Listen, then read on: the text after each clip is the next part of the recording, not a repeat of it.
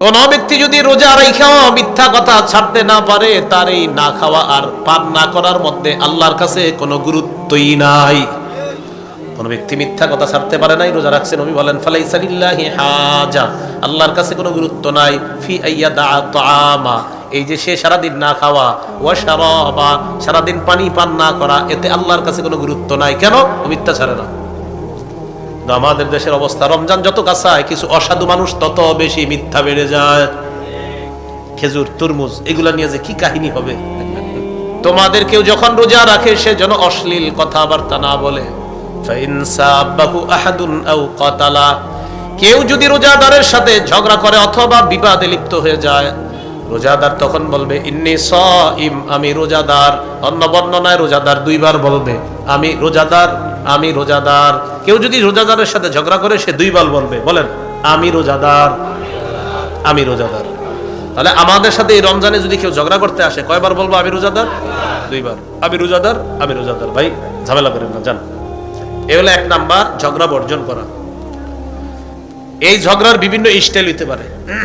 যেমন ইবলিস তো রমজান মাসে আটক, ও কিন্তু দায় দায়িত্ব অনেকের বুঝাই দিতেছে এখন, যে দেখো আমি কিন্তু থাকবো না, তোমরা মোটামুটি যতটুকু পারো আদায় করো বিষয়গুলো। তো ইবলিসের অনুপস্থিতিতে কিছু মানুষ আপনাদেরকে রমজানে ডিস্টার্ব করবে। যেমন আপনি মসজিদে বসে কোরআন তেলাওয়াত করতেছেন, পিছন দিয়ে একজন আইসা বলবে আসসালামু আলাইকুম, আপনার কি দরকার আছে ওনারে সালাম দেওয়া? কোরআন তেলাওয়াত করতেছে, যাক সালাম দিস, তারপর ভাই তেলাওয়াত করতেছে, একটু জরুরি কথা আছে, তেলাওয়াত থামান। তো উনি 3 পারা তেলাওয়াত করার নিয়ত করছে। কয় পারা? তো 1 পারা পইরা বন্ধ করছে। বলো কি বলবা? তাড়াতাড়ি, আমি আরো 2 পারা পড়তে হবে। ভাই রোজা রাখছেন? আলহামদুলিল্লাহ রাখছি। যাক, সাহারি খাইছেন? আলহামদুলিল্লাহ।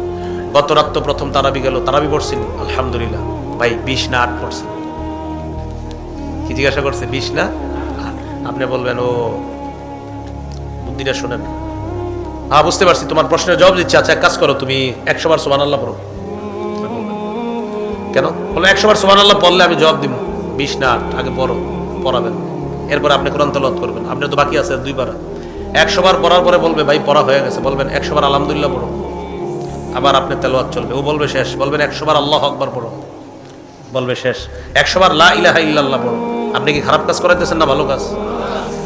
4টা 400 বার পড়ার পর এবার বলবে ভাই পড়ছি তো, এবার বলেন 20% না 8%? বলবেন একটা কাজ করো, মসজিদ তার একটা কোরআন নিয়ে বলবেন তুমি একটু পড়ো, আমিও পড়ি, শেষ হয়ে যাবে একসাথে। তো পড়বেন, কিছুক্ষণ পর আপনার 3 পারা শেষ। শেষ হওয়ার পর বলবেন হ্যাঁ এবার বলো কি জানি বলতেছিলাম। আর আমি 20% না 8%? বলবেন 20ও পড়ছি 8ও পড়ছি। এই যে কি এক মেজাজ খারাপ করবো যে মিয়া আপনি এটা কোনো জবাব দিলেন? এতক্ষণ আমার এই লেগে বসে রাখছেন। বলবেন 20ও পড়ছি 8ও পড়ছি।